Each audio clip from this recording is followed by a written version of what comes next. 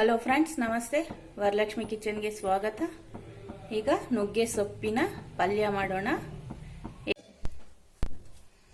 ನುಗ್ಗೆ ಸೊಪ್ಪಿನ ಪಲ್ಯಕ್ಕೆ ಬೇಕಾಗಿರುವಂಥ ವಸ್ತುಗಳು: ಒಂದು ಈರುಳ್ಳಿ ದೊಡ್ಡದು, 2 ಒಣಮೆಣಸಿನ್ಕಾಯಿ, ಸ್ವಲ್ಪ ತೆಂಗಿನ ತುರಿ, ಅರಿಶಿನ ಸ್ವಲ್ಪ, ರುಚಿಗೆ ತಕ್ಕಷ್ಟು ಉಪ್ಪು, ಆಮೇಲೆ ನುಗ್ಗೆ ಸೊಪ್ಪು. ಹೇಗೆ ಮಾಡೋದು ಅಂತ ನೋಡೋಣ. ಒಗ್ಗರಣೆ ಹಾಕ್ಕೊಳ್ಳೋಣ. ಸ್ವಲ್ಪ ಎಣ್ಣೆ, ಸ್ವಲ್ಪ ಸಾಸಿವೆ, 1 ಸ್ಪೂನು ಕಡಲೆಬೇಳೆ, ಸ್ವಲ್ಪ ಗೋಲ್ಡನ್ ಬ್ರೌನ್ ಬರಬೇಕು ಕಡಲೆಬೇಳೆ.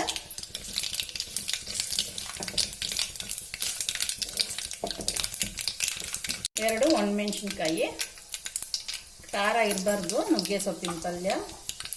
1 ಈರುಳ್ಳಿ, ಲೈಟಾಗಿ ಗೋಲ್ಡನ್ ಬ್ರೌನ್ ಬಂದರೆ ಸಾಕು. ನುಗ್ಗೆ ಸೊಪ್ಪು ಸೇರಿಸ್ಕೊಳ್ಳೋಣ. ಇಷ್ಟು ಅರಿಶಿನ,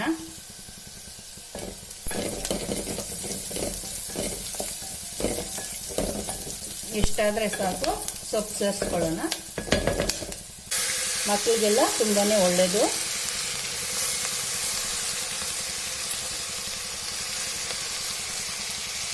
ಸ್ವಲ್ಪ ಒಂದು 1/4 ಟಮ್ಲರ್ ಅಷ್ಟು ನೀರು ಸೇರಿಸ್ಕೋಬೇಕು. ನೋಡಿ, ಇಷ್ಟ ಆದರೆ ಸಾಕು. ಚಿಕ್ಕ ಟಮ್ಲರಲ್ಲಿ ಸ್ವಲ್ಪ ನೀರು, ಈ ಥರ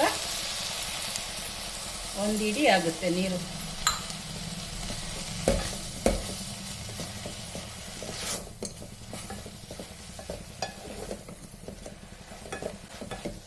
ಒಂದು 10 ನಿಮಿಷ ಹಂಗೆ ಸಿಮ್ಮಲ್ಲಿಟ್ಟು ಬೇಯಿಸಬೇಕು.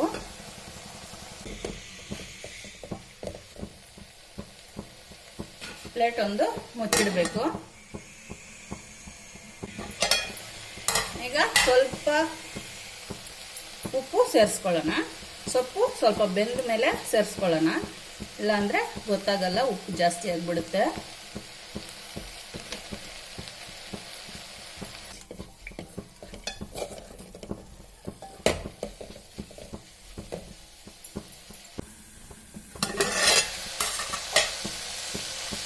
ಆಗಾಗ ಕಲಿಸ್ತಾ ಇರಬೇಕು ಸೊಪ್ಪನ್ನ. ನೀರೆಲ್ಲ ಹಿಂಗೋಗಿದೆ ನೋಡಿ, ನೀರೇ ಇಲ್ಲ. ಹಂಗೆ ಬೇಯಿಸ್ತಾ ಇರಬೇಕು ಒಂದು 5 ನಿಮಿಷ. ಪ್ಲೇಟ್ ಮುಚ್ಚಿ ಕಲಸಿಡ್ಬೇಕು.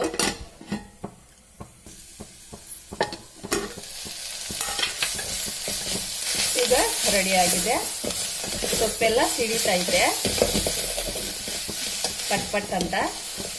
ಈಗ ತೆಂಗಿನಕಾಯಿ ಸೇರಿಸ್ಕೋಬೇಕು.